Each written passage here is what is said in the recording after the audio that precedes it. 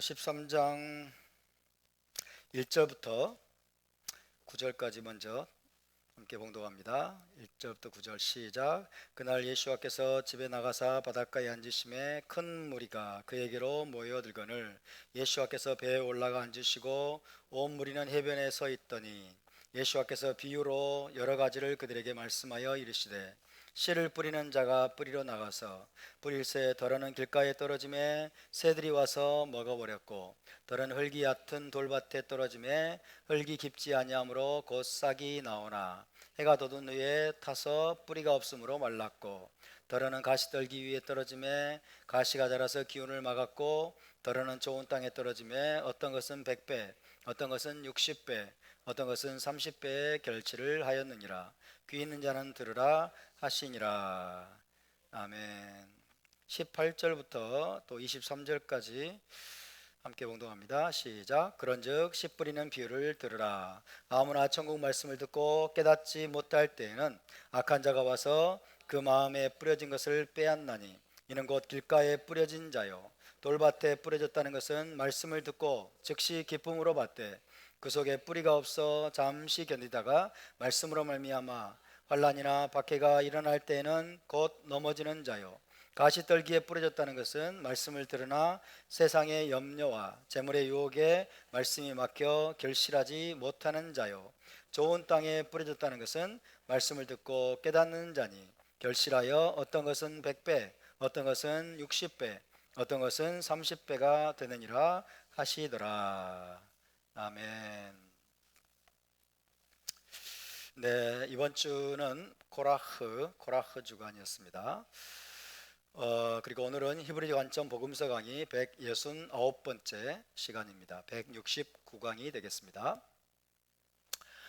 지난주에는 마태복음 13장에 나오는 천국 비유, 이 천국 비유가 서로 동떨어져 있는 것이 아니라 하나의 큰 그림으로 연결되어 있다고 말씀을 드렸습니다.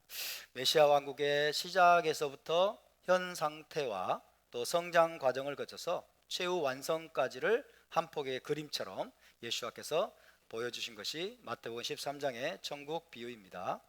가장 먼저 씨 뿌리는 자의 비유에서는 메시아 왕국이 하나의 작은 씨앗으로부터 시작된다는 것을 보여줍니다. 메시아 왕국이 하나의 작은 씨앗으로부터 시작이 된다. 예수와께서 이 땅에 오셔서 그 씨앗을 뿌리셨죠. 회개하라 천국이 가까이 왔느니라 라고 천국 복음 말씀의 씨를 각 사람의 마음에 심으심으로 메시아 왕국이 이미 시작이 된 것입니다. 할렐루야. 그 씨가 싹을 틔우고 자라나고 열매를 맺게 될 것인데 그것은 오로지 각 사람의 마음과 반응에 달려 있다는 것이 씨 뿌리는 자의 비유입니다. 다음으로 가라지 비유. 가라지 비유는 천국 복음을 품고 있는 메시아 공동체 내에 선과 악이 공존하고 있음을 보여줍니다. 현 시대의 하나님은 메시아 공동체 내에서 의인과 악인을 모두 허용하고 계십니다. 그것은 실수가 아니라 하나님이 의도적으로 허용하신 것이죠. 자칫 가라지를 제거하려다가 밀까지 뽑을 염려가 있기 때문입니다. 악인을 쫓아내려다가 의인까지 쫓아낼 수도 있기 때문입니다. 따라서 메시아 공동체 내에 선과 악, 밀과 가라지, 의인과 악인이 공존하는 것이 현 상태임을 우리는 기억해야 되겠습니다. 다음으로 감추인 보화와 값진 진주 비유. 감추인 보화와 값진 진주 비유는 메시아 왕국의 비교 불가의 가치에 대한 것입니다. 메시아 왕국이 그 어떤 것과도 비교할 수 없는 가치가 있다는 것을 보여줍니다. 전 재산을 다 팔아서 우리의 소유로 만들어야 할 정도로 엄청난 가치가 있음을 보여줍니다. 무엇이요? 메시아 왕국이.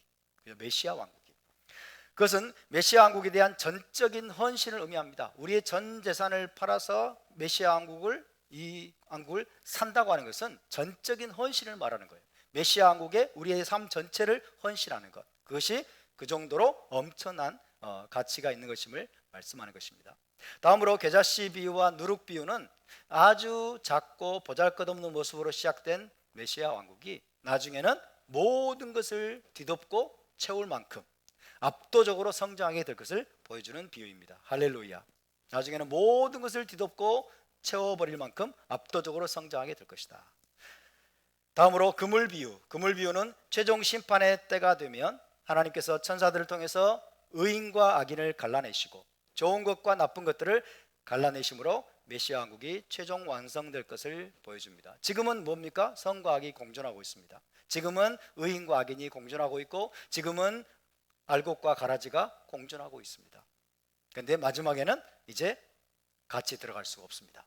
메시아 왕국에는 악인과 그리고 나쁜 것들과 좋지 못한 물고기들은 다 갈라내고 하나님은 오직 의인들만 메시아 왕국으로 여러분 인도에 들어가게 될 것을 믿으시기 바랍니다.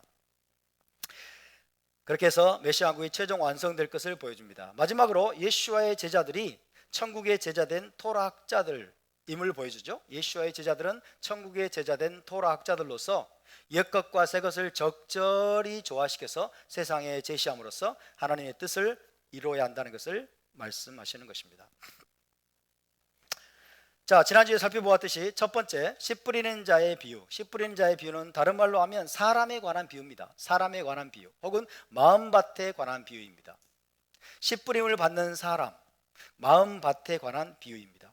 예수께서 씨 뿌리는 자의 비유로 무리에게 말씀하시자 나중에 제자들이 예수 앞에 나와서 이렇게 묻습니다. 주님, 어찌하여 그들에게 비유로 말씀하시나이까? 어찌하여 비유로 말씀하시나이까? 그러자 주님은 뭐라고 대답하십니까? 천국의 비밀을 아는 것이 너희에게는 허락되었으나 그들에게는 아니 되었나니 라고 하시면서 이제 씨 뿌리는 자의 비유를 설명해 주시죠.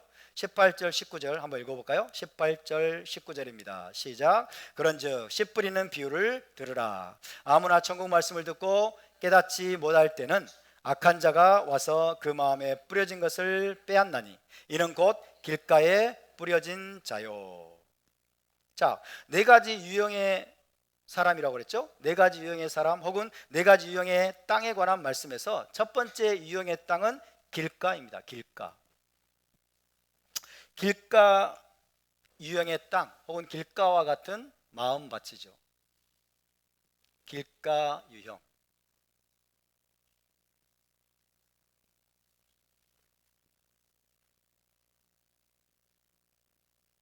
이거는 천국 말씀을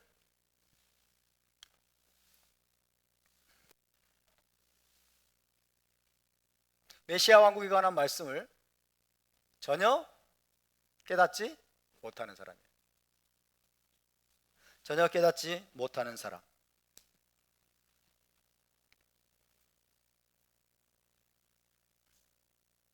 다르게 말하면 길가 유형의 땅은 천국 복음의 말씀을 전혀 받아들이지 않는 사람을 의미한다고 할 수 있습니다. 천국 복음의 말씀을 전혀 깨닫지도 못하고 받아들이지도 않는 사람을 의미합니다. 새들이 와서 먹어버렸다라는 것은 뭐라고 그랬죠? 악한 자가 다 빼앗아가 버렸다 그랬죠. 악한 세력 사탄이 그 말씀을 다 빼앗아가 버린 거죠. 왜? 깨닫지를 못하니까. 깨닫지 못한다는 말은 관심이 없기 때문에 그래요. 관심이 없기 때문에 깨닫지를 못하는 거예요. 그래서 마음이 굳어질 대로 굳어져서 전혀 깨닫지도 못하고 받아들이려고 하지 않는 사람은 천국 말씀을 통째로 다 빼앗겨 버린다는 뜻입니다. 우리 가운데 길가와 같은 마음을 가진 사람이 아무도 없기를 원합니다. 또 아무도 없을 줄로 믿습니다. 제 믿음이 틀리지 않길 바랍니다. 자, 다음으로 5절을 함께 읽어보겠습니다. 5절 말씀입니다. 시작. 더러는 흙이 얕은 돌밭에 떨어짐에 흙이 깊지 아니하므로 곧 싹이 나오나. 두 번째 유형의 땅은 흙이 얕은 돌밭입니다. 자, 흙이 얕은 돌밭이다.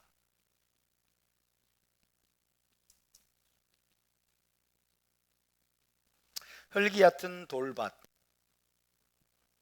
사람에 관한 것이고 마음에 관한 것이라고 그랬죠. 이 사람은 천국 복음의 메시지를 이해하고 즉시 그것을 기쁨으로 한다고 그랬어요. 즉시 기쁨으로 받으나. 20절 21절을 한번 읽어볼까요? 20절 21절 시작. 돌밭에 뿌려졌다는 것은 말씀을 듣고 즉시 기쁨으로 받되 그 속에 뿌리가 없어 잠시 견디다가 말씀으로 말미암아 환난이나 박해가 일어날 때에는 곧 넘어지는 자요. 천국 복음의 메시지를 이해하고 깨닫고 즉시 그것을 기쁨으로 받습니다. 하지만 그 속에 뿌리가 없는 사람을 의미하죠. 뿌리가 없다. 뿌리가 없다는 것은 지난주에 충성과 신실함의 깊이가 없는 사람을 의미한다고 했습니다. 충성과 신실함의 깊이가 없는 사람. 뿌리가 없어서 환란과 박해가 일어나면 곧 넘어지는 자요. 이런 사람은요, 천국 복음을 들을 때 회개하고 메시아 왕국을 추구하기로 결단합니다. 메시아 왕국을 추구하기로 결단하지만 그 안에 뿌리가 없기 때문에, 충성과 신실함이 없기 때문에 말씀으로 인해서 환란이 닥치고 박해가 다가오면 곧 넘어지는 자라고 말씀하십니다. 비슷한 말씀이 있는데요. 이제 마가복음 한번 가볼까요? 마가복음 4장 16절 17절. 마가복음 4장 16절 17절. 마가복음 4장도 천국에 관한 비유의 말씀이 기록되어 있습니다. 마가복음 4장 16절 17절 시작. 또 이와 같이 돌밭에 뿌려졌다는 것은 이들을 가리킴이니 곧 말씀을 들을 때에 즉시 기쁨으로 받으나 그 속에 뿌리가 없어 잠깐 견디다가 말씀으로 인하여 환난이나 박해가 일어나는 때에는 곧 넘어지는 자요. 즉시 기쁨으로 받아요. 메시아 왕국 복음 들을 때 얼마나 놀랍습니까? 즉시 기쁨으로 받죠. 그리고 메시아 왕국을 추구하기로 결단도 합니다. 그런데 그 말씀으로 인해서 이제 환란이 닥치고 박해가 다가오면 뿌리가 없기 때문에 곧 넘어져 버리는 그런 사람을 가리킨다라고 말씀하고 있습니다. 이런 사람이 흙이 얕은 돌밭 그런 마음을 가진 사람입니다. 자, 흙이 얕은 돌밭 혹은 다른 말로 하면 바위가 많은 땅이에요. 바위가 많은 땅, 돌멩이가 많은 땅. 이 바위가 많은 땅을 생각할 때 어떤 말씀이 떠오릅니까? 타나크에서 늘 우리는 타나크와 연결시키는 그런 훈련을 해야 됩니다. 예레미야 4장 가볼까요? 예레미야 4장.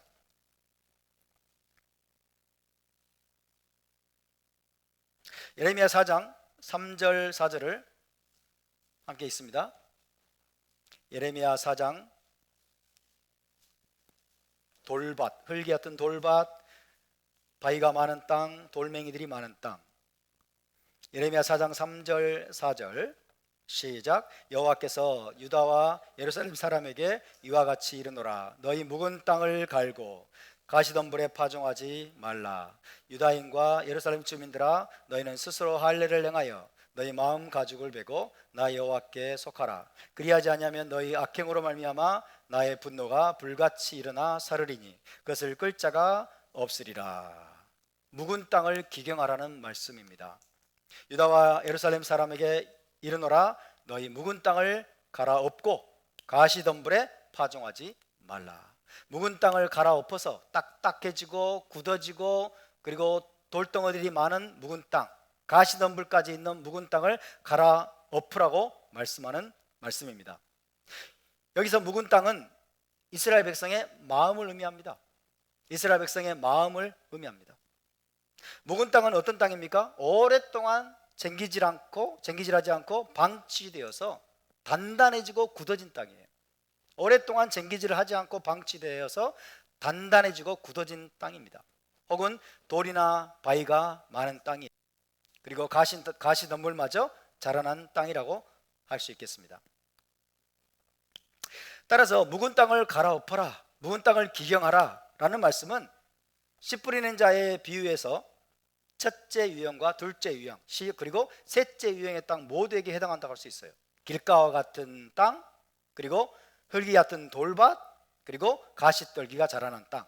이 첫째 유형, 둘째 유형, 셋째 유형 모두에 대해서 하나님은 묵은 땅을 기경하라, 가시덤불을 제거하고 단단해지고 그 다음에 굳어진 너희 마음의 밭을 갈아엎어야 된다라고 말씀하고 있는 것입니다. 할렐루야.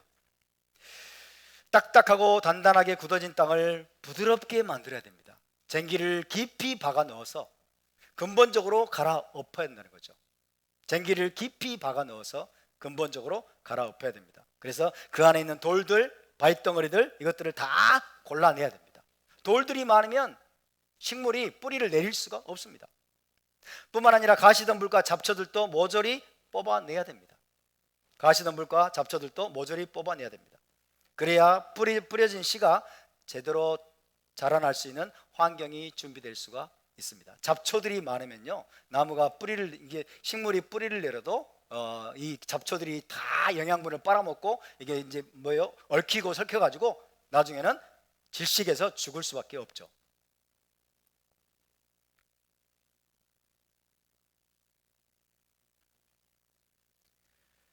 마태복음 13장 6절을 보시면 흙이 얕은 돌밭에 뿌려진 씨는 해가 돋은 후에 타서 뿌리가 없으므로 말랐고 라고 되어 있습니다. 뿌리가 없으므로 말랐고. 뿌리가 없다는 것은 조금 전에 충성과 신실함이 없다 라는 의미라고 말씀드렸어요. 충성과 신실함이 없다는 의미라고 말씀드렸어요. 또 다른 차원의 해석을 말씀드리면 뿌리가 없다는 것은 탈무드에 이런 말씀이 있습니다. 탈무드에 기록된 말씀을 제가 읽어드립니다. 지혜가 선행보다 크거나 지혜가 선행을 초과하는 자는 무엇에 비유되는가? 지혜와 선행을 이야기합니다.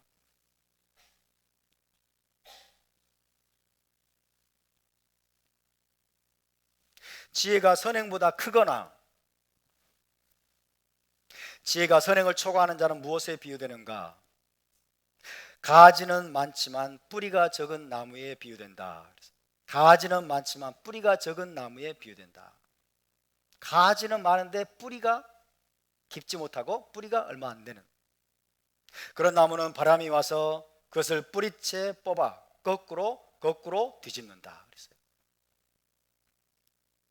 여기서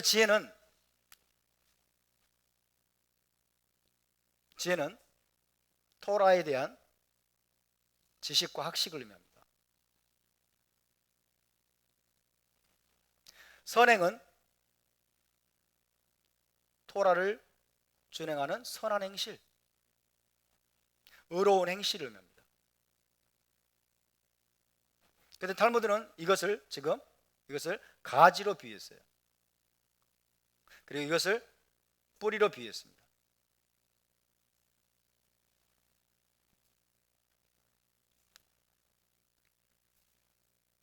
토라를 많이 배워서 지식과 학식은 많은데 그에 따라 행하는 선한 행실과 의로운 행실이 빈약한 사람, 선한 행실과 의로운 행실이 빈약해서 토라를 준행하지 않는 사람, 토라대로 행하지 않는 그런 그 행함이 빈약한 사람은 가지는 무성한데 뿌리가 빈약한 사람이라는 뜻입니다. 가지는 무성한데 뿌리가 빈약한 사람. 이 선한 행실과 의로운 행실은 보통은 열매로 비유가 되죠. 열매로도 비유가 되지만은 탈무드는 또 뿌리로도 비유하고 있습니다. 한편으로는 열매라고 할 수 있지만 이 선한 행실과 의로운 행실도 나무를 든든하게 지탱해주고 붙잡아주는, 또 우리의 삶을 든든하게 넘어지지 않고 말라 비틀어지지 않도록 붙잡아주는 뿌리와 같은 역할을 한다는 거죠. 토라를 우리의 삶으로 실천하는 선한 행실과 의로운 행실은 뿌리와 같다. 이 뿌리가 잘 박혀 있으면 그 나무는 넘어지지 않는다는 뜻입니다. 가지는 무성한데 토라에 대한 지식과 학식은 굉장히 많은데 그 지식에 따라 행하는 실천하는 선한 행실과 의로운 행실이 빈약한, 뿌리가 없으므로 말랐고 뿌리는 빈약한 그런 모습이 오늘날 저를 포함해서 우리 모두의 모습은 아닌가 저는 반성을 해봅니다. 저는 돌아봅니다. 저를 포함해서 우리 모두의 모습이 아닌지 그렇게 생각을 해봅니다. 따라서 우리가 배운 토라의 지식과 학식은 많은데 그에 따른 선행과 의로운 행실이 빈약하다면 우리는 뿌리가 너무나도 빈약한 존재는 아닌지 깊이 자신을 돌아봐야 될 줄로 믿습니다. 하나님의 말씀이 내 속에 들어와서 깊이 뿌리를 내리지 못했기 때문에 선한 행실과 의로운 행실이 빈약한 것은 아닌지 다시 한번 점검해 보아야 됩니다. 저와 여러분은 잎사귀와 가지만 무성한 자가 아니라 뿌리가 깊이 박히고 뿌리가 튼튼한 나무가 되어야 될 줄로 믿습니다. 뿌리가 깊고 튼튼하면 어떤 환난이나 핍박이 와도 흔들리지 않을 것입니다. 바룩 하셈. 자, 다음으로 7절을 다 함께 읽어보겠습니다. 7절 시작. 더러는 가시 떨기 위해 떨어짐에 가시가 자라서 기운을 막았고. 세 번째 유형의 땅은 가시 떨기입니다.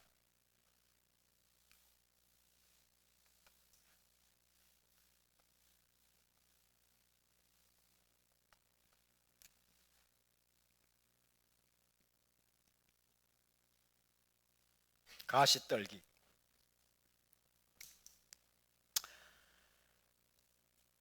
이 사람은 천국 복음의 메시지를 받고 크게 반응을 하지만은 메시아 왕국을 우선순위에 두지 않는 사람을 의미합니다. 메시아 왕국을 우선순위에 두지 않는 사람. 메시아 왕국을 우선순위에 두지 않는 사람.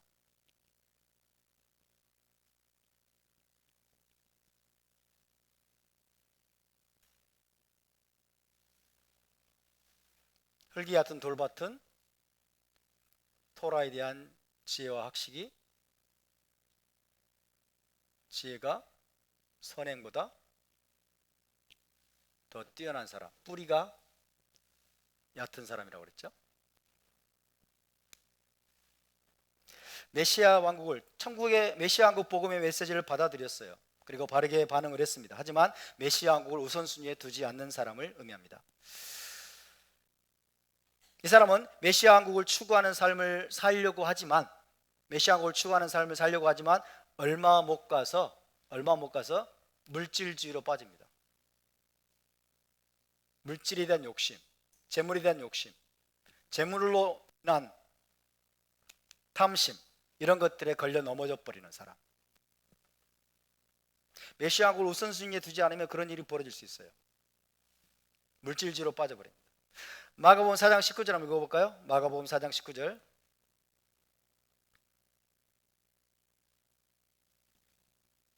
마가복음 4장 19절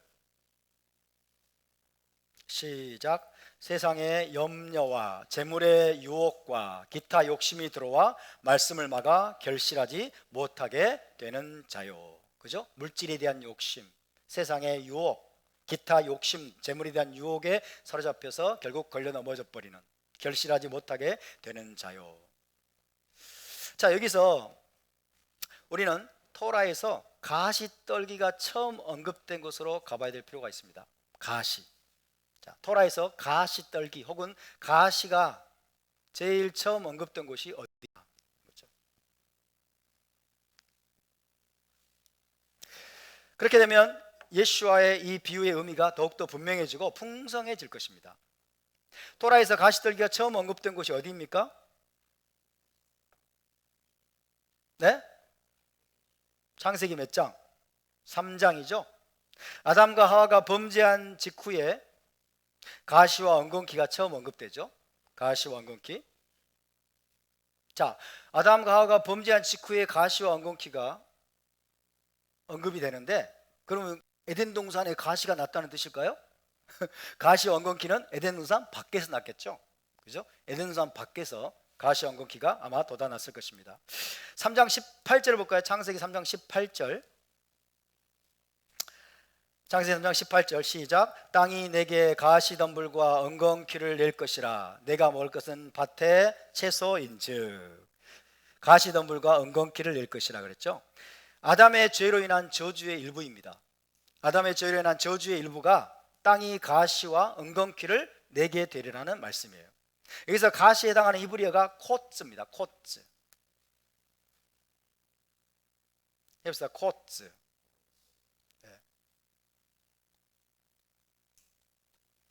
엉겅퀴는 히브리어로 뭘까요? 엉겅퀴 히브리어로 어렵지가 않아요. 한번 외우셔요, 여러분. 금방 외워질 거예요. 다르다르예요. 다르다르. 코츠베다르다르.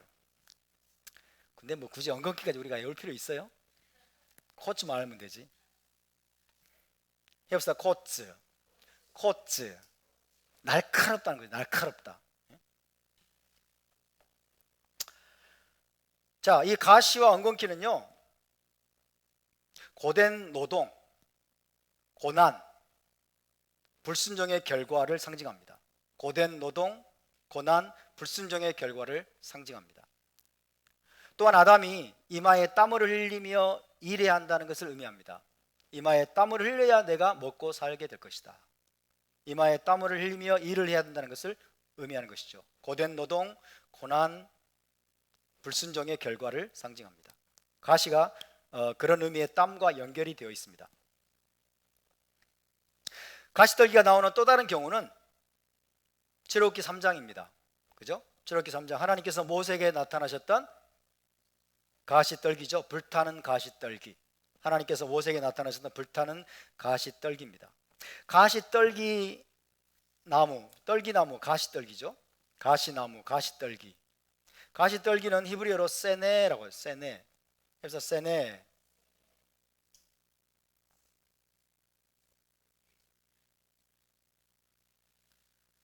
가시떨기가 좀 세네. 세네는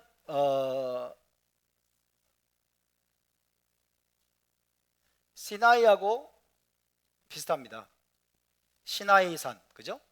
세네와 시나이. 신의 산이 시나이죠. 히브리어로 시나이. 그래서 세네와 시나이가 어근이 똑같아요. 아마 시나이산, 이 시나이산이 아마도 가시떨기가 많았던 그런 땅일 가능성이 있습니다. 그죠? 상당히 광야잖아요. 시나이 광야. 그래서 시나이, 세네 어근이 똑같아요. 해보세요. 세네, 세네, 시나이. 랍비들은 하나님께서 가시떨기 나무 가운데 나타나신 것에 대해서 어떻게 설명을 하느냐? 하나님께서 나는 너희의 고통과 함께 있다, 나는 이스라엘의 고통과 함께 있다라고 말씀하시기 위함이었다라고 설명을 합니다. 나는 너희의 고통 가운데 있다, 너희의 고통과 이스라엘의 고통과 함께 있다라고 말씀하시기 위해서 하나님께서 가시떨기, 불타는 가시떨기 가운데 나타나셨다라고 설명을 합니다. 모세를 통해서 이스라엘 전체에게 그렇게 말씀하신 것이죠. 하나님께서 지금도 우리의 고통과 함께 계시는 분을 믿으시기 바랍니다. 우리의 삶 가운데 많은 고난과 고통이 있습니까? 하나님이 함께 계십니다. 하나님 이스라엘의 고통 가운데 늘 함께 하시는 분인 줄 믿으시기 바랍니다. 내가 그렇게 고통당할 때 하나님 어디 계셨어요? 너와 함께 있었느니라. 함께 울고 계셨고 함께 고통을 느끼고 계신 거죠. 해결해 주지 않았다라고 하나님을 떠나버린 사람들이 많잖아요.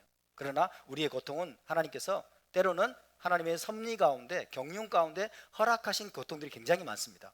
그런 고통들을 우리가 잘 견디고 인내하게 되면 하나님께서 그 결과로서 엄청나게 놀라운 일들을 우리 안에서 이루시는 거예요. 그죠? 고통하면 이스라엘이잖아요. 수천 년 동안 쫓겨나가지고, 그죠? 엄청나게 핍박을 받고 고난을 당하고 2000년 만에 돌아왔잖아. 지금도 이스라엘을 없애버리려고 난리잖아요. 이스라엘 이 땅에서 지워버리려고. 이스라엘을 이 땅에서 없애버리고 지워버리고 모든 유대인들을 지중해에다가 다 수장시켜버리기 위해서 여러분 그것을 공언하고 지금 이란이 핵을 만들잖아요. 핵을 만들려고 했잖아요. 그러니까 핵을 없애야 되는 거예요. 핵을 만들면서 자위권의 한 방편으로 만드는 게 일반적인 케이스예요. 어쩔 수 없이 자기들의 생존을 지키기 위해서 핵을 만드는 것은 그래도 좀 용납이 됩니다. 그런데 이란은 안 그래요. 이란은 저 유대인들을 이 땅에서 다 지워버리겠다, 유대인들을 다 이 땅에서 멸절시켜버리겠다는 걸 공공연하게 외치면서 핵을 만드는 걸 추진한 거예요. 그냥 둬야 될까요? 말도 안 되는 소리죠. 그래서 벙커버스터 GB57 벙커버스터를 빵 14발을 떨어뜨려가지고, 이야, 정말 여러분, 평화는 힘을 통해서 지켜지는 겁니다. 아멘. 어떤 전쟁도 평화보다 뭐 어쩐다고, 굴종적인 평화, 말도 안 되는 소리죠. 평화는 힘으로 지키는 겁니다. 할렐루야. 나는 너희의 고통과 함께 있다라고 말씀하시기 위해서 불타는 가시나무 가운데 하나님이 나타나셨다라고 말씀합니다. 아담에게 가시는 죄로 인한 저주의 일부였습니다. 가시는 죄로 인한 저주의 일부였습니다. 땅이 내는 가시와 엉겅퀴로 인해서, 땅에서 가시가 자라나고 엉겅퀴가 자라남으로 인해서 늘 아담은 이마에 땀을 흘리며 일을 해야 먹고 살 수 있게 되었습니다. 따라서 가시 혹은 가시떨기는 죄로 인한 고통과 고난을 상징합니다. 죄로 인한 고통과 고난을 상징하죠. 이마에 땀을 흘려야만 먹고 살 수 있게 되므로 느끼게 되는 고통과 고난, 그것을 의미한다고 할 수 있습니다. 이스라엘 하나님께서 불타는 가시떨기 나무 가운데 나타나셨습니다. 그리고 내가 너희의 고통 가운데, 이스라엘 너희의 고통 가운데 나는 너희와 함께하고 있다 라고 말씀하셨다면, 신약으로 넘어오면 또 가시가 나오죠. 어떤 가시가 나옵니까? 예수와께서 가시면류관을 쓰셨습니다. 예수와께서 가시면류관을 쓰신 것은 어떤 의미일까요? 자기 백성의 모든 고통과 고난을 친히 담당하신 것을 의미합니다. 할렐루야. 죄로 인한 저주의 일부가 가시라고 그랬죠. 죄로 인한 저주와 그 다음에 고난과 고통, 그것이 가시입니다. 그리고 하나님은 그 고통과 그 고난 가운데서도 이스라엘 백성과 함께 하시는 분입니다. 그러나 하나님은 거기에서 멈추지 않으시고, 여러분, 가시 멸관을 메시아께서 직접 쓰신 것은 자기 백성의 모든 그 고통과 고난을 신이 담당하셨다, 신이 담당하신 것을 의미합니다. 따라서 재정적인 문제와 생활비를 벌기 위해서, 재정적인 문제와 생활비를 벌기 위해서 애쓰며 고통을 당하고 있다면 가시 멸류관을 쓰시고 우리를 대신해 죽으신 예수와를 기억하시기 바랍니다. 그러므로 예수와의 제자들은 더 이상 가시로 인해서 염려하거나 고통받을 필요가 없습니다. 물론 이마에 땀을 흘리면서 수고해야 되지만, 여전히 우리는 경제적인 문제로 인해서 땀을 흘리며 수고를 해야 되지만은, 그럼에도 불구하고 무엇을 먹을까, 무엇을 입을까 걱정하고 염려할 필요가 없다는 겁니다. 할렐루야. 먹고 마시는 것, 이 땅에서 경제적인 문제, 재물로 인해서, 물질로 인해서 우리는 수고해야 되지만은, 그러나 그걸로 인해서 내가 고통을 당하거나 괴로움을 당하거나 그 다음에 괴로워해야 될, 고통받을 필요가 없다는 겁니다. 왜? 예수께서 가시 멸류관을 쓰신 것이 바로 그것을 상징합니다. 너희가 저주의 결과로서 이 땅에서 당하게 되는 모든 고난과 고통과 괴로움을 내가 담당했다. 할렐루야. 따라서 먹고 사는 문제와 관련해서 세상의 염려와 재물의 유혹에 넘어갈 필요가 없다는 뜻입니다. 아멘. 많은 사람들이 먹고 사는 문제 때문에 괴로워요. 마음이 고통스러워요. 그래서 재물의 유혹에 넘어갑니다. 이러다가 나 죽는 거 아닐까? 이러다가 우리 알거지 되는 거 아닐까? 그래서 재물의 유혹과 물질의 유혹에 넘어가요.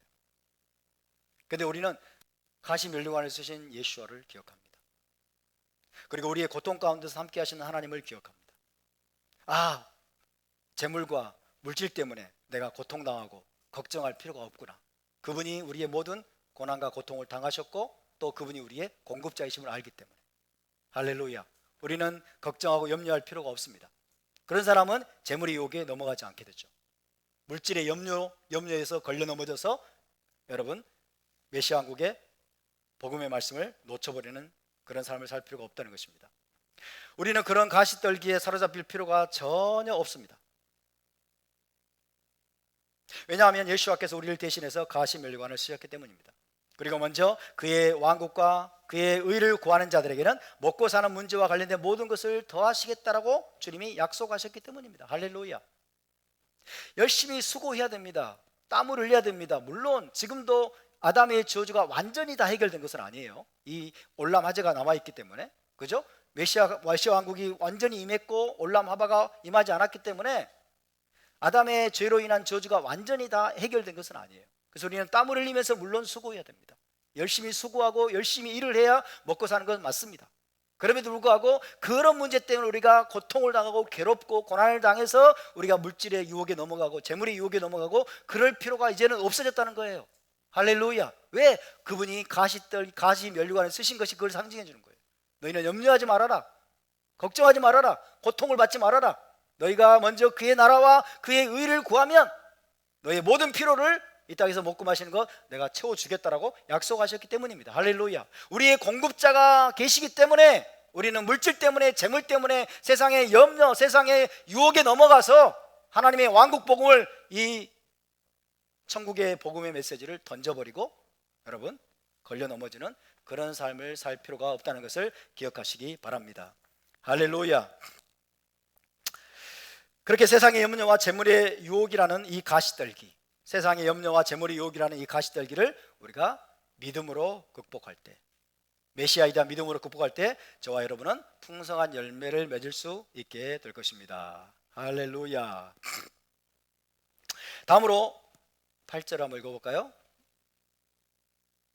8절 말씀 13장 8절 시작. 더러는 좋은 땅에 떨어지매 어떤 것은 100배, 어떤 것은 60배, 어떤 것은 30배의 결실을 하였느니라. 아멘. 드디어 여러분이 기다리셨던 좋은 땅이 나왔네요.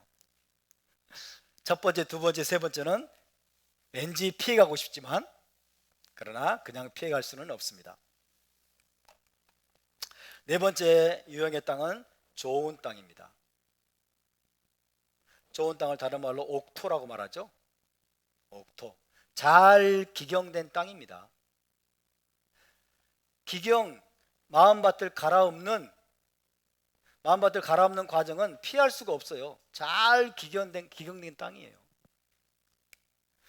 참 희한한 게요, 저 들판에 땅, 밭, 논을요 그냥 1년이고 2년이고 내버려두면 좋은 땅으로 유지될 것 같죠? 절대로 그렇지 않아요. 어느 순간에 박토가 돼버립니다. 어느 순간에 잡초와 막 쑥대밭이 된다고 그러죠. 쑥대밭 돼버린다고. 쑥대가 막 자라나고 잡초가 막 가득하고 그야말로 박토가 돼버려요. 쓸모없는 땅이 돼버려요. 그러니까 좋은 땅이라고 하는 것은 잘 기경된 땅을 말하는 거예요. 기회가 될 때마다, 그죠? 중요한 순간마다 늘 기경을 해줘야 되는 거예요. 우리가 이 마음밭을 기경하는 일을 게을리하지 않기를 바랍니다. 좋은 밭, 좋은 땅, 이 네 번째 유형의 땅은요, 천국 복음의 메시지를 이해하고 그 말씀에 순종하는 사람을 의미합니다. 천국 복음의 메시지를 이해하고 그 말씀에 순종하는 땅, 순종하는 사람.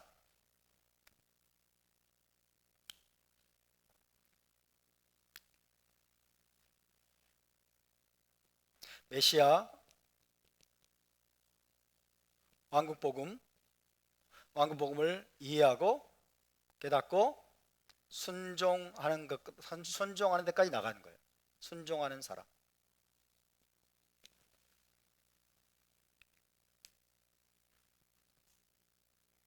이 사람은 귀를 기울여서 듣고 순종합니다. 귀를 기울여서 듣고 순종합니다. 누가복음 8장 15절을 한번 읽어봅시다. 누가복음 8장 15절.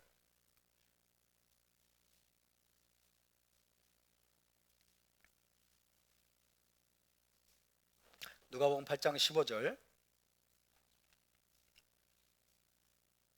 시작. 좋은 땅에 있다는 것은 착하고 좋은 마음으로 말씀을 듣고 지키어 인내로 결실하는 자니라.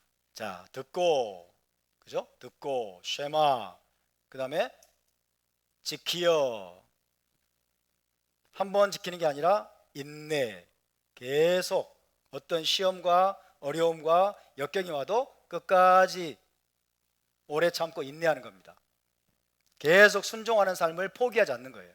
계속 끈기를 갖고 순종하는 삶을 포기하지 않을 때 마침내 열매를 맺게 된다라고 말씀합니다. 자, 이 사람이 맺는 열매, 그래서 이제 열매를 맺게 되죠. 이 열매가 조금 전에 말씀드렸던 여기서는 열매가 바로 선한 행실이죠. 토라의 순종함으로 나타내는 선한 행실, 의로운 행실을 말합니다.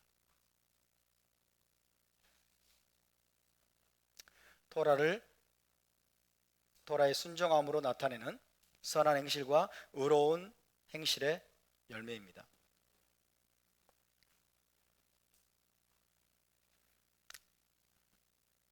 good work라고 하죠.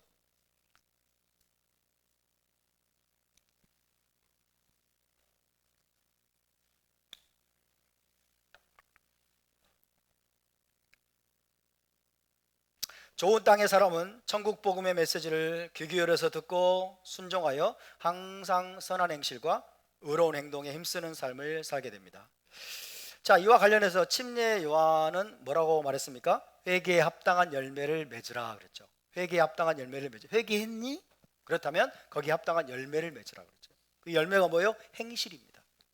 선한 행실, 의로운 행실, 그것을 나타내라고 침례 요한이 촉구를 했습니다.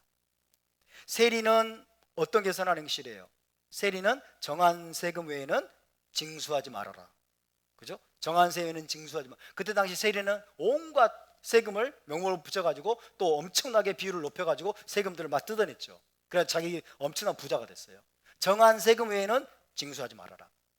군인은 어떻게 하라? 군인은 폭력을 쓰지 말아라. 강포하지 말아라.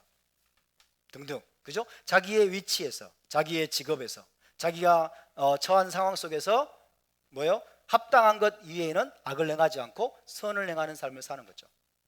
아멘입니까? 그래서 회개에 합당한 열매란 진정한 회개에 뒤따르는 선한 행실, 의로운 삶을 의미합니다.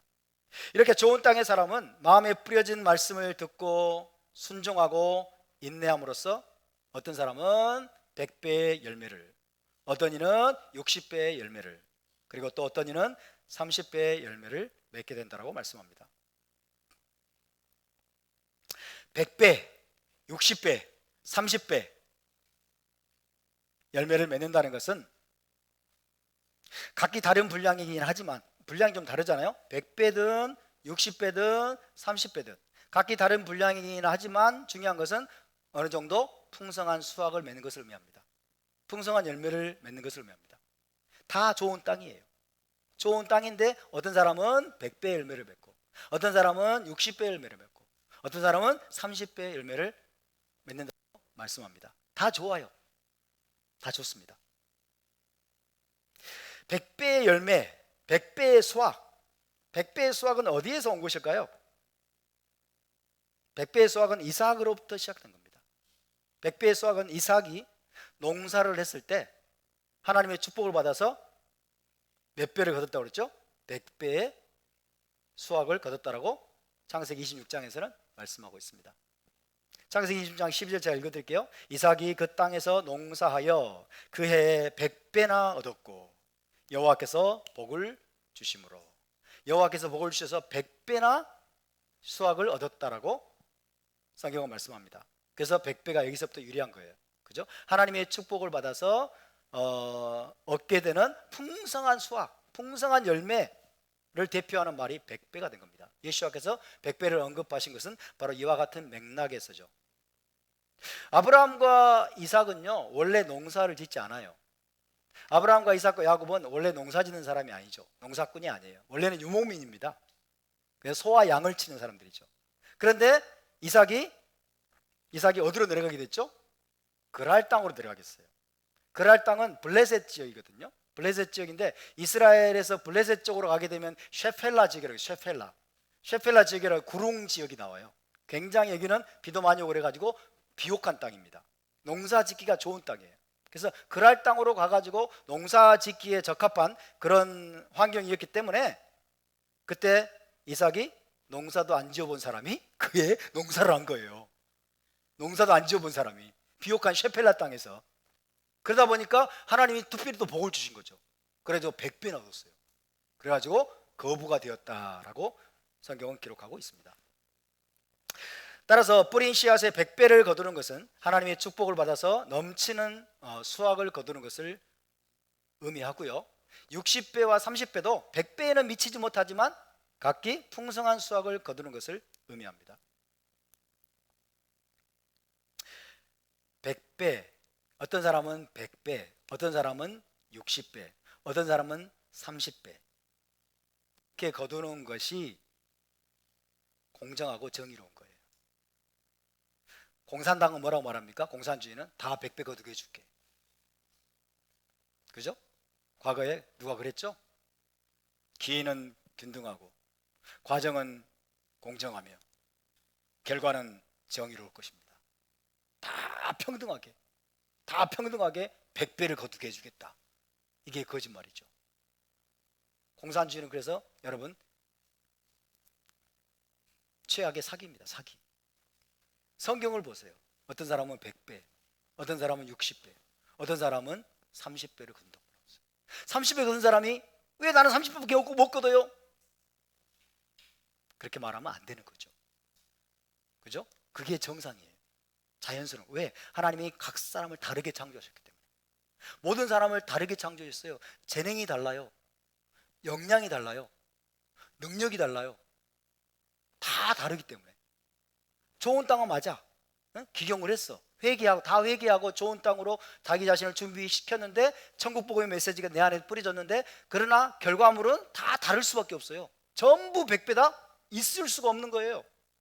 할렐루야. 어떤 사람은 100배, 어떤 사람은 60배, 어떤 사람은 70배, 어떤 사람은 30배, 어떤 사람은 20배. 그럴 수 있어요. 그럼에도 불구하고 다른 사람과 비교하려고 하면 안 되고, 나로 하여금 아마 20배라도 맺게 해주신 그 하나님께 감사해야 될 줄로 믿습니다. 자기가 맺은 것에 대해서 감사하는 거예요. 하나님께 영광을 돌리는 거예요.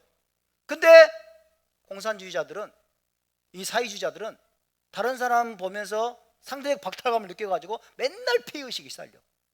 맨날 피해의식이 쌓이면서 맨날 저 부자놈들 때려 죽여라, 저 부자들 돈 다 뺏어라, 우리 다 갈라먹자, 이런 식으로 증오하게 만들어요. 증오하게 만들고 불평하게 만들고 서로 갈등하게 만들고 서로 갈라지게 만들고 분열하게 만들고, 사람들 안에 있는 여러분 질투심과 사람들 안에 증오심과 사람들 안에 비교의식을 다 극대화시켜가지고 사람들을 서로 싸우게 만들어요. 그리고 자기들이 다 그 모든 걸 다 차지해.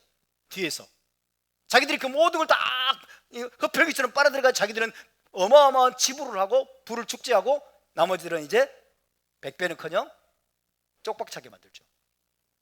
이게 공산당이에요, 여러분. 성경만 제대로 읽어도 우리가 공산주의의 거짓 선동에 넘어가지 않게 됩니다. 어떤 사람은 100배, 어떤 사람은 60배, 어떤 사람은 30배. 와, 예수와께서 얼마나 기가 막히게 하신 말씀이에요. 왜? 우리를 다 다양하게 창조하셨기 때문에. 각기 다르게 창조하셨기 때문에. 다 역량이 달라, 다 재능이 다르고 다 능력이 달라. 할렐루야. 그렇지만 중요한 것은 30배를 맺은 사람도 여러분 열매를 맺은 사람입니다. 할렐루야. 주님이 칭찬하신 거예요.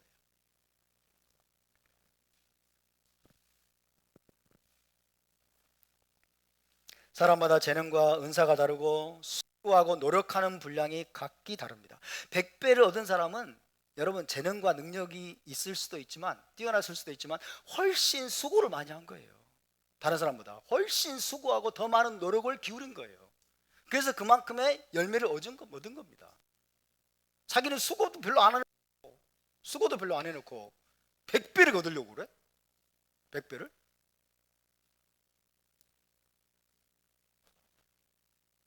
그런 거를 우리는 도둑놈 심보라고.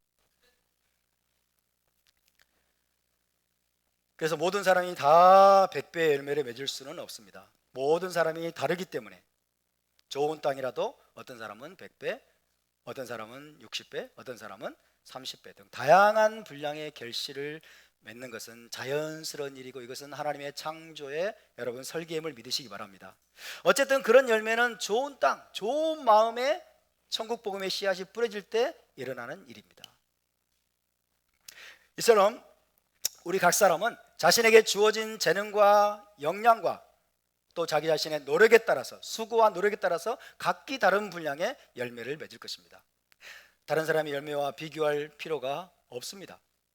하지만 중요한 것은 좋은 땅의 사람은 제각기 풍성한 열매를 맺어서 메시아 왕국에 들어갈 자격을 갖추게 된다는 것입니다. 할렐루야. 얼마나 많은 선한 열매, 선한 행실을 했느냐를 주님은 보시는 것이 아니라, 너희가 정말 메시아 왕국에 들어가기에 합당한 자로 너희의 삶 속에서 선한 열매를 나타나고 있느냐를 보시기 때문에 그렇습니다. 자, 그렇다면 여기서 우리의 관심은 무엇이 되어야 될까요? 우리의 관심은 어떻게 하면 우리의 마음밭이 좋은 땅으로 준비되느냐 하는 것입니다. 어떻게 하면 내 마음밭을 좋은 땅으로 준비할 수 있느냐 하는 거죠. 말씀의 씨앗이 뿌려져도 도무지 깨닫지 못하는 객과와 같은 마음, 말씀을 기쁨으로 받지만은 환난이나 핍박이 오면 걸려 넘어져 버리는 돌밭 같은 마음, 또 세상의 염려와 재물의 유혹에 넘어져 버리는 가시떨기 같은 마음, 이 세 가지 유형의 마음밭은 결코 열매를 맺지 못합니다. 그럼 어떻게 해야 될까요? 마음밭을 쟁기질로 갈아엎어야 되겠죠. 쟁기질로 갈아엎어서 딱딱한 흙을 부드러운 흙으로 만들어주고, 돌과 바위들은 모두 걸러내고, 가시떨기도 다 걷어낸 다음에 좋은 땅으로 만들어야 됩니다. 옥토로 만들어야 됩니다. 옥토 마음밭이 되지 못한다면 아무리 천국 복음의 말씀을 들어도 아무 열매도 맺지 못한 채 도중에 그 말씀들을 다 빼앗기거나 상실하고 말 것입니다.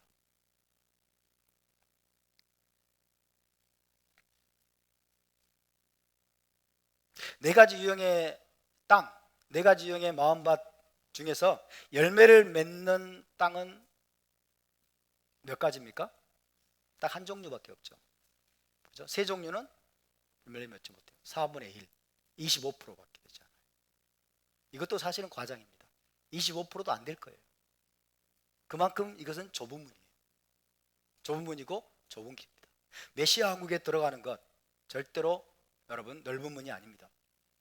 절대로 넓은 길이 아닙니다. 사도 바울은 사도행전에서 우리가 메시아 한국에 들어가려면 많은 환난을 거쳐야 할 것이니라 라고 사도 바울이 말했어요. 메시아 한국에 들어가려면 그 과정 속에서 많은 고난, 많은 환난을 겪어야 될 것이니라.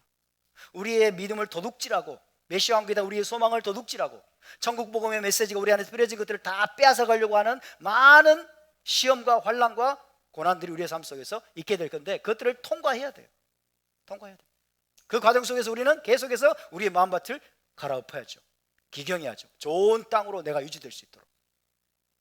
토라를 배우고 우리가 토라의 메시지에 따라서, 말씀에 따라서 우리가 선한 열매, 좋은 행실의, 의로운 행실의 열매를 계속해서 맺을 수 있는 좋은 땅으로 우리 마음을 계속해서 우리는 기경해야 될 줄로 믿습니다. 자, 그렇다면 우리의 마음밭을 좋은 땅으로, 옥토로 변화시키려면 어떻게 될까요? 먼저는 자신의 마음밭을 정확히 진단해야 되겠죠. 내 마음밭을 정확히 진단해야 됩니다. 나는 길가와 같은 마음밭인가? 아니면 돌멩이나 바위가 가득하고 흙이 얕은 마음밭인가? 아니면 나는 가시떨기가 가득한 마음밭인가? 나 자신의 생각과 사고와 행동을 면밀히 살피면서 나를 객관할 필요가 있어요.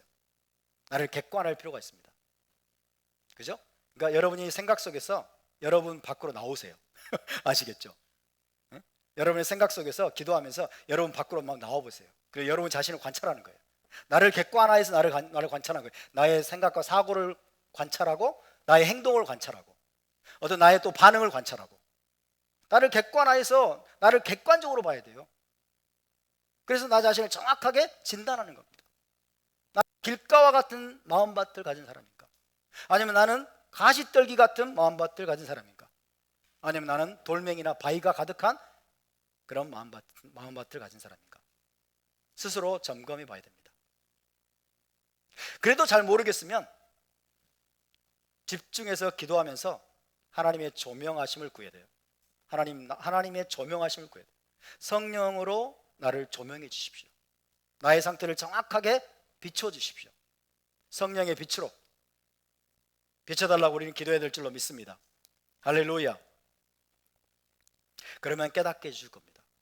그죠? 자기 자신을 객관화해서 여러분 객관적으로 자기 자신을 조망하고 살피려는 그런 마음이 있어야 되고, 거기에 더불어서 성령의 조명하심, 하나님의 빛으로 비춰주셔서 내가 보지 못하는 나의 모습을 보게 해주십시오. 내가 버려야 될 것이 무엇이고, 나의 행동과 반응 중에서 잘못된 것이 무엇이고, 나의 언어나 나의 삶의 모습 속에서 내가 정말 하나님께 합당하지 않은 것이 무엇인가를 하나님께 비추어 달라고, 깨닫게 해달라고 여러분 기도해야 될 줄로 믿습니다. 할렐루야. 그러면 내가 생각도 못했던 것들이 깨달을 때가 있어요. 진짜예요. 여러분, 성령의 조명하심이 임하면요, 생각도 못했던 것들이 확 깨달아져요. 그게 이제 일종의 쉐마입니다. 쉐마. 하나님의 음성을 쉐마하는 거죠. 그럴 때 진짜 회개가 나오는 거예요. 진짜 회개가 터져 나오고 정말 가슴을 치면서 하나님 앞에서 여러분 그 죄를 자복하고 그것들을 버리려고 하는 과감한 결단이 내 안에서 생겨나게 되는 겁니다. 깨닫지 못하면 버리질 않아요. 그죠? 내가 지금 더러운 아주 더러운 오물을 묻은 옷을 지금 입고 있는데 내가 안 보이니까 이렇게 다니는 게 신났다고 춤추면서 다니고 그러죠. 근데 딱 깨닫는 순간 어떻게 이거 더 이상 입고 다녀? 그죠? 당장 방에 집으로 가서 갈아입어야죠. 버려야죠. 이런 거예요. 그러니까 중요한 것은요, 깨닫는 거예요. 깨닫는 것. 나의 모습을 하나님의 빛 가운데, 성령의 조명하신 가운데서 나의 모습을 내가 정확하게 발견하고 깨닫는 것. 내 마음 상태를, 내 마음밭이 어떤 상태인지를 주님 깨닫게 해주십시오. 조명하여 주십시오. 우리가 구해야 될 줄로 믿습니다. 하나님이 일단 내 마음밭의 상태를 깨닫게 해주시면 그때는 절박한 회개가 나옵니다. 절박하게 회개할 수밖에 없습니다. 가슴을 치고, 그죠? 마음을 찢으면서 하나님 앞에 회개할 수밖에 없게 됩니다. 그것이 뭐예요? 기경하는 겁니다. 그것이 기경하는 과정이에요. 우리 마음밭을 갈아엎는 그런 과정입니다. 그래서 버릴 걸 버리고, 그죠?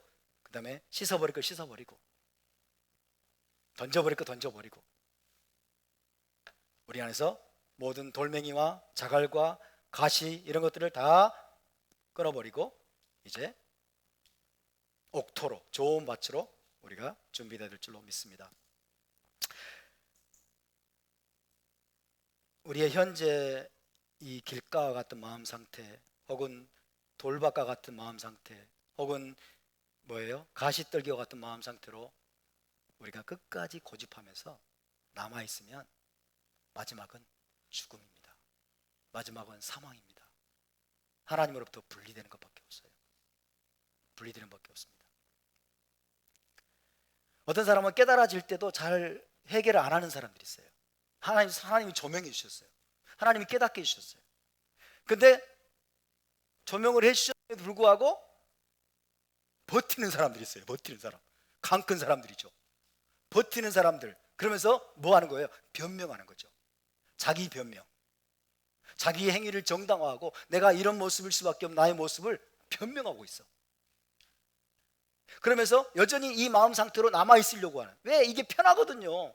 인간은요, 익숙한 상태에 남아있으려고 그래요. 변해야 사는데, 마음밭에 기경해요. 달라져야 사는데 여전히 여기가 좋사오니 하고 머물러 있으려고 그래요. 그러면서 막 온갖 변명을 막 늘어놓습니다. 내 마음밭이 이렇게 된 것에 대해서 그럴싸한 이유들이 다 있죠. 내가 왜 길가 같은 마음밭이 되어버렸는지, 왜 내가 돌멩이 가득하고 바위덩어리 많은 그런 마음밭이 되어버렸는지, 왜 내가 가시떨기 같은 마음이 그런 되어버렸는지를 다 이유가 있어요. 공동묘제감 다 이유가 있잖아요. 다 그럴싸한 변명이 있고 이유가 있어요. 근데 그 상태로 남아있으면 죽음이라니까요. 그 상태로 끝까지 남아있게 되면 어때요? 영원히 하나님으로부터 분리되는 죽음밖에 없어요. 어릴 때 누군가에게 배신을 당했고 학대를 당해서 이렇게 됐어요. 중학교 때 선생님께 두들겨 맞아가지고 권위에 대한 순복이 안 돼요. 찢어지게 가난하게 살아서 돈에 대한 집착이 생겼어요. 다 변명이 있죠. 그죠? 집이 너무 가난하게 살아가지고, 어렸을 때 너무 가난하게 살아가지고 돈에 대한 집착이 생긴 사람들 많아요. 진짜로 돈에 대한 욕심을 버리지 못한 사람이 많아요. 저는 찢어지게는 아니지만 굉장히 가난하게 제가 자라가지고 저는 돈에 대한 집착이 없어요. 오히려 진짜예요. 가난하게 살았기 때문에 가난이 어떤 면에서 자유롭거든요. 한때 하나님 뜨겁게 기도했는데 그때 하나님이 내 기도를 안 들어주셨잖아요. 그래서 내 마음이 냉담해졌어요. 이런 사람도 있어요. 하나님이 내 기도를 안 들어줬어. 그래가지고 하나님에 대한 실망이 생겨버린 거예요. 근데 그게 깊이 마음속에 박혀가지고 그 다음부터는 하나님께 대해서 냉담해지고 마음이 강팍해진 거죠. 이런 등등 여러 가지 이유가 있습니다. 이런 마음 상태가 돼버린 것에 대한, 길가 같은 마음 상태가 되고 가시떨기 같은 마음 상태가 되고, 그리고 돌멩이 가득한 돌덩이 있는 그 마음밭이 돼버린 상태에 대한 다 각기 합당한 합리적인 그럴싸한 이유들이 있어요. 근데 그럴싸한 이유, 하나님이 깨닫게 해주셔도 또 그럴싸한 이유들 늘어놓고 있어. 자기가 늘어놓고 있으면서 나는 여기 있을래요. 이런 상태에서 변화되려고 하지 않는, 변화가 된다고 하는 것은 사실은 어떤 면에서는 고통이거든요. 내가 회개를 해야 되고 내 생각을 고쳐야 되고, 그 다음에 내가 누군가 가서 화해를 해야 될 건 또 뭔가 액션을 취해야 되고, 뭔가 내가 하기 싫은 어떤 행동을 해야 되기 때문에 어떤 면에서는 변화된다는 것은 고통을 통과해야 돼요. 근데 이것은 우리를 살리는 고통입니다. 아멘. 살기 위한 고통은 우리나 반드시 통과해야 될 줄로 믿습니다. 그것을 거부하고 지금 그 자리에 머물고 있으려고 하는 그 고집을 버리지 못하면 4분의 1에 들지를 못해요. 4분의 3으로 남아 있습니다. 이 열매 맺지 못하는 이 땅들은 절대로 메시아 왕국에 들어갈 수 없다는 것을 우리는 기억해야 됩니다.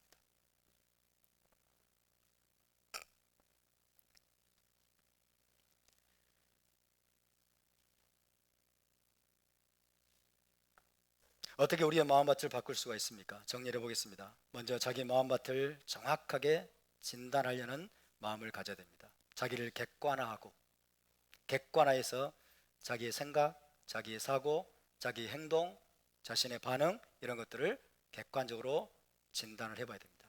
그래도 어려우면 집중적으로 기도하면서 성령의 조명하심을 구해야 됩니다. 할렐루야.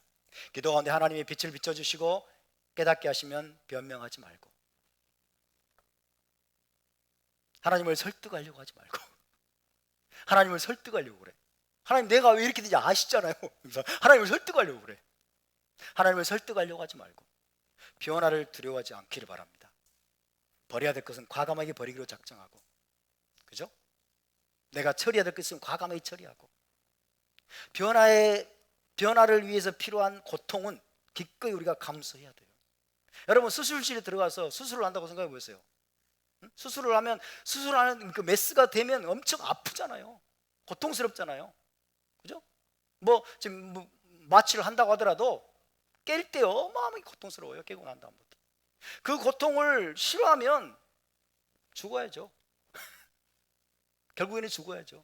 변화되기를 싫어하면 하나님과의 관계에서 여러분 결국은 죽을 수밖에 없어요. 그래서 에스겔에서 보면 회개하지 않는 그 죄인은 죽으리라고 그러잖아요. 죽으리라. 우리 자신이 변화되기 위한, 우리의 마음밭이 기경될 때 따르는 고통은 여러분 좋은 것입니다. 우리를 살리는 것입니다. 할렐루야. 그것을 우리가 기꺼이 받아들일 수 있기를 바랍니다. 기꺼이 받아들일 때 우리가 진정으로 우리의 마음밭이 여러분 좋은 땅으로 변화되고 기경될 줄로 믿습니다. 항상 여러분 중요한 것은요, 내가 변화되려고 하는 거예요.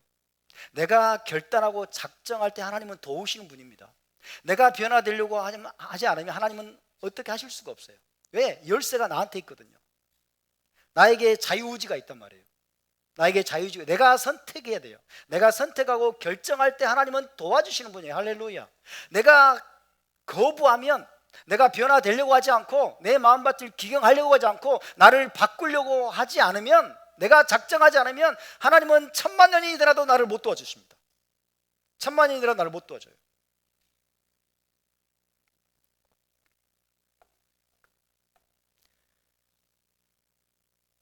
하지만 내가 회개하려고 한다면 하나님은 도와주실 겁니다. 하나님은 반드시 도와주십니다. 항상 열쇠는 나에게 있습니다. 내 마음밭을 누가 바꿀 수 있습니까? 내 마음밭을 바꿀 수 있는 열쇠는 나에게 있습니다. 내가 바꿀 수 있습니다. 따라서 내 마음밭은 내가 바꿀 수 있습니다. 하나님 바꿔주세요. 그렇게 기도하지 마세요. 하나님 내가 바꾸기를 원하오니 도와주십시오라고 기도해야 돼요. 할렐루야. 내가 원하지 않고 내가 작정하지 않으면 하나님은 나를 위해서 아무것도 하실 수가 없습니다. 38년 된 병자가 베데스다 연못가에 누워 있었습니다. 예수와께서 찾아가셨습니다. 내가 낫고자 하느냐? 내가 낫고자 하느냐? 38년이나 지났기 때문에 이 사람은 포기했을 가능성이 높아요. 겉으로 보기에. 근데 do you still want to be healed? 너는 아직 낫기를 원하느냐? 네가 낫고자 한다면, 낫기를 네가 원하고 갈망하고 사모한다면 내가 도와주겠다. 할렐루야. 여러분 우리 마음밭이 변화되기를 원하십니까? 옥토가 되기를 원하십니까? 좋은 밭으로 변화되기를 원하십니까? 기경되기를 원하십니까? 우리 마음밭에 열매를 맺지 못하게 만드는, 우리 마음밭에 30배, 60배, 100배 열매를 맺지 못하게 만드는 토라의 말씀을 많이 듣기는 들었는데 지식과 학식은 많이 쌓였는데 여전히 뿌리도 깊지 못하게 만들고 여전히 우리가 열매를 맺지 못하게 만드는 우리 마음속의 문제들 하나님이 조명해 주실 때 우리가 변명하지 않기를 바랍니다. 주님, 맞습니다. 이게 바로 나의 마음 상태네요.